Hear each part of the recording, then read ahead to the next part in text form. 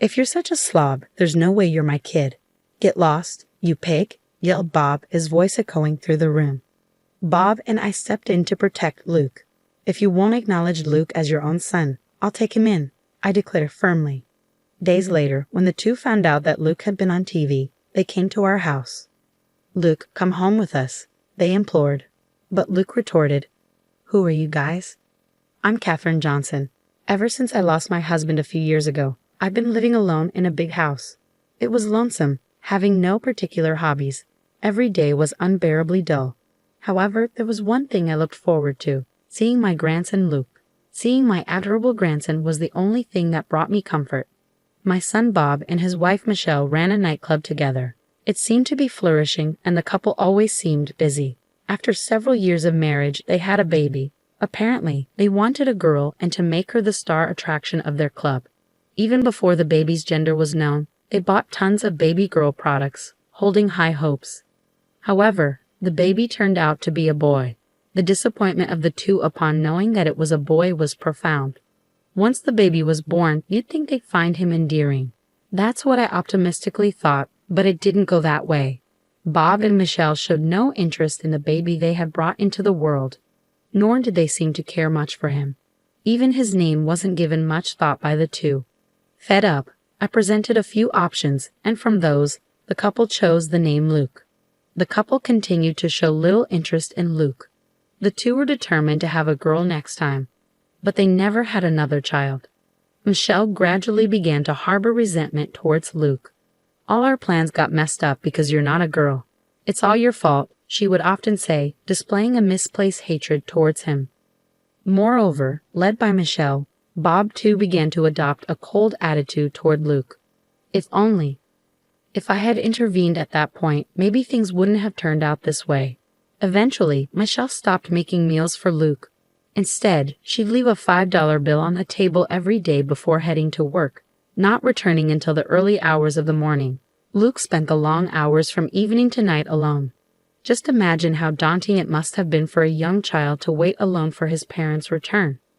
With the money Michelle left, Luke had been buying his meals at the convenience store. Still a young boy, Luke didn't consider things like nutritional balance and would often buy sweets and potato chips to eat. Furthermore, there were times when he would eat convenience store meals that were about to be discarded. A child going to the convenience store alone daily is inevitably noticeable, and a sympathetic convenience store worker would secretly share some food with Luke. Thanks to this, even on days when Michelle didn't leave money, Luke was never without a meal. By the time Luke was in 3rd grade, his weight had exceeded 150 pounds. This was the result of his unhealthy diet of sweet bread, convenience store meals, and sweets every day. Bob and Michelle seemed displeased with this. Ever since Luke had put on weight, the two had been verbally abusive towards him. "Look at how fat you've gotten. Get a grip. You're not my child. You're just a fat burden. Get out. You're in the way." When I learned that they had said such things, it felt like my heart would burst. I often wondered how Luke felt hearing such harsh words from his father.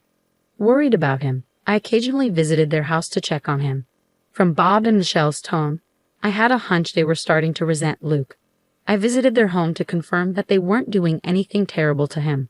One day, sadly, my fears came true. "There's no way a fat slob like you could be my child. Get lost, you pig." Bob's voice boomed as soon as I opened the door. Rushing towards the noise, I found Luke lying on the floor, his hand on his cheek, indicating Bob had hit him. "Bob, what are you doing?" I rushed over to Luke, pulling him towards me to shield him from Bob's rage. As I looked at Luke, he gazed back at me with a vacant expression, his eyes reflecting surrender. I regretted seeing such a young boy wear such a defeated look. Bob seemed unaware of my arrival, his eyes wide as if they were about to pop out. "Do you understand what you're saying? Luke is genuinely your child." I yelled at Bob. Though Bob is my son, I couldn't comprehend his actions. Even if Luke wasn't the daughter he had hoped for, I couldn't believe the treatment he was giving to his own innocent son. "If you don't acknowledge Luke as your child, I'll take him in," I declared firmly. Both Luke and Bob were taken aback by my sudden words. From there, the conversation moved rapidly, with Bob and Michelle seizing the opportunity to rid themselves of their problem. They eagerly accepted my proposal. "Thanks, Mom. Now I can concentrate on my business, right, Michelle?" Bob said, relieved. Yes, thank you so much, Michelle added gratefully. On that day, a decision was made that changed the course of Luke's life. I took Luke in, the two of them said, their smiles the brightest I'd ever seen. Yet that smile made me sad. It made me realize how little they cared about Luke. I had been observing, thinking it would be best for Luke to be with his real parents, but I strongly regretted not taking him in earlier. On the hour-long way back to my house, Luke said, I'm sorry. I'll grow up fast and move out. What on earth was he saying? When I asked him, Luke replied with a stoic expression, You regret taking me in on a whim, don't you? You looked angry all along. I look angry. Luke nodded sadly. No, I regret not doing this sooner. I should have let go of my notion sooner that you must be happier to be with your real parents. Are you annoyed with me? Luke looked at me with anxious eyes. I tightly hugged him. No way. I know for sure that I love you more than those two. Luke seemed uncertain of how to react. He was freezing like a statue for a while. Then he mumbled softly, This is the first time I've been hugged. Tears welled up in my eyes, and I swore to myself that I'd make this kid happy no matter what. From that day on, Luke transformed into a lively and cheerful kid. He started laughing more than I could have ever imagined, and he also became more talkative. Every day when he returned home from school, he would help prepare dinner while excitedly sharing the day's events. You seem very cheerful today, Luke. Did something good happen? Do you know something funny happened today? While we were singing in music class, a sparrow flew into the room. The teacher was in such a frenzy. I was wondering why, and then she almost started crying, saying I can't handle birds. Remembering the events, Luke chuckled. He looked so cute and lovable that my heart melted. Since he started eating healthy meals at my place, Luke's physique became more standard. Although he maintained his childlike charm, his contours sharpened, making him look quite handsome. He shyly told me that the girls at school started talking to him more. Luke seemed happy every day, and I was relieved to see him that way. The day of the first parent-teacher conference since I took Luke in came. Luke's homeroom teacher made a suggestion.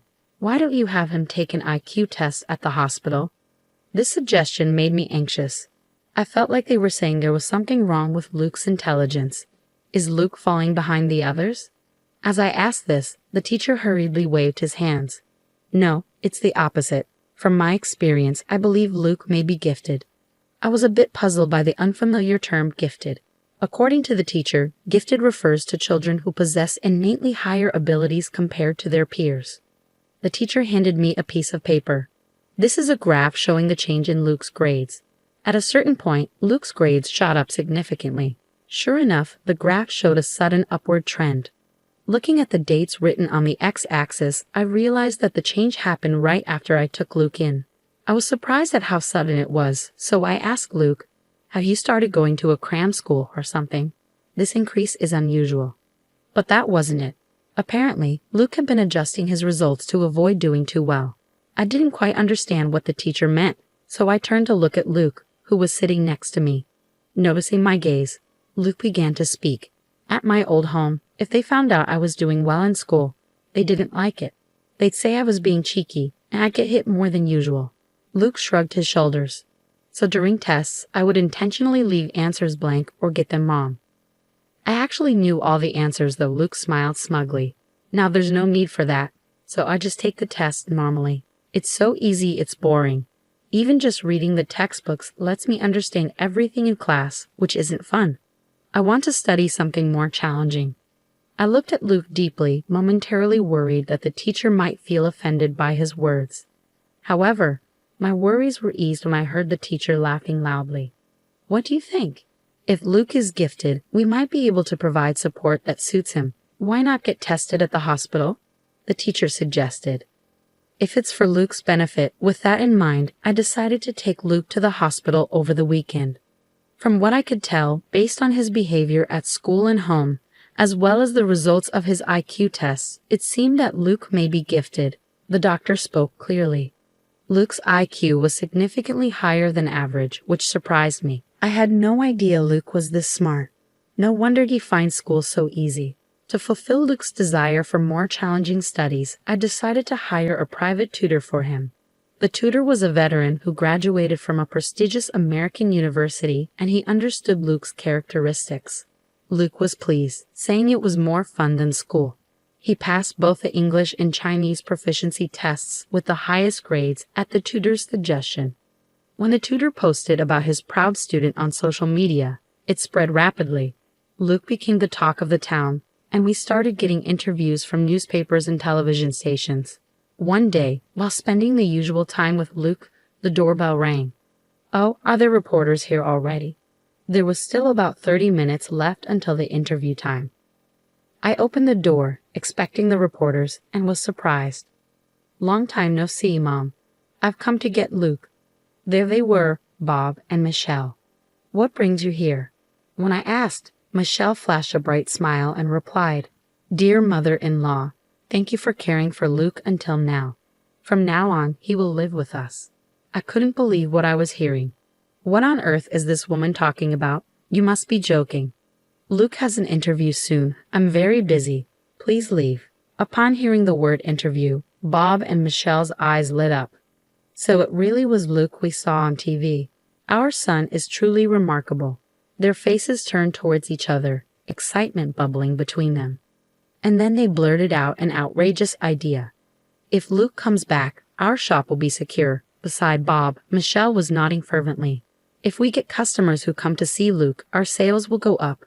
In the long run, we could even leave the management to him. That would make life easier for us." I was astounded at the self-serving thoughts of the two. After claiming that Luke isn't their child, they show up to take him back when they realize how talented he is. A child is Luke, not a possession of his parents. Don't you understand? I had reached the limit of my patience. Just as I was gearing up to give them a piece of my mind, Luke appeared behind me. Seeing Luke, Bob and Michelle broke into smiles. Their smiles only stoked my irritation. However, their smiles were shattered by a single phrase from Luke. "Who are you guys?" Luke asked, staring at the two straight on. They looked bewildered. "Who are we?" "We're your dad and mom. You're a beloved child who I suffered to give birth to," Michelle said, her words making me feel sick. How dare she call him her beloved child? Just as I was about to retort, Luke smirked and said, "My only family here is my grandmother." "I don't know you people who abandoned me," he stated firmly. "Luke, that woman is your grandmother, not your mother. Come back home with us." Bob tried to persuade him gently, but Luke glared at him. "My home is here with my grandma. Unlike you, she's always showed me love. You abandoned me, and now you want to reclaim me because you think I'm useful. You're not my parents." It was the first time Luke had ever raised his voice like that. Bob and Michelle cringed at his outburst. Bob, visibly irritated, tried to grab Luke's arm. Just as I was about to intervene, a voice called out from behind Bob. "Is what he said true? Did you abandon him?" Journalists began to gather around, their faces solemn. They had come to interview Luke. It was already the time of our appointment with them. Reporters surrounded Bob and Michelle, circling them and firing off questions. Later, this interview was broadcast on television with a sensational title, "The Sad Past of a Genius Boy, Confronting the Parents Who Abandoned Him." The impact was immense. The couple was lambasted on social media, and their business received numerous angry calls. How could you abandon him just because he wasn't a girl? People demanded, "Don't try to manipulate your child for your own convenience." On top of the angry calls, crowds of people apparently gathered to see the faces of these terrible parents. Needless to say, business couldn't operate normally under these conditions. In desperation, Michelle reached out to her parents for help, only to receive a cold response. "You reap what you sow. Deal with it yourself. We have no intention of helping anyone who abandoned their child." Bob and Michelle were universally scorned and abandoned. The two of them were reportedly upset, crying out, "Why is this happening to us?" Hopefully, this incident will be a wake-up call for them. Although given their current attitude, the prospects seemed bleak. After that incident, Luke and I quickly moved away. I wanted to cut ties with them. I couldn't stand going through this over and over. I respected his decision, and we moved far away to prevent the two of them from ever approaching Luke again. We would have sought legal measures if we could, but it seems it's hard to sever ties with biological parents, even if they are adoptive. In Luke's new school, he made a good friend who seemed to understand him well. Luke would bring him home, show him his homemade programming, and happily explain his points of interest. While I found Luke's interests a bit hard to follow, his friend seemed to understand, listening attentively and nodding as Luke explained. From time to time, they would be engrossed in a discussion about programming. Seeing Luke so happy always made me feel glad we moved here. Thanks to his new friend, Luke has been able to live freely and happily every day. I hope they continue to get along well and support each other.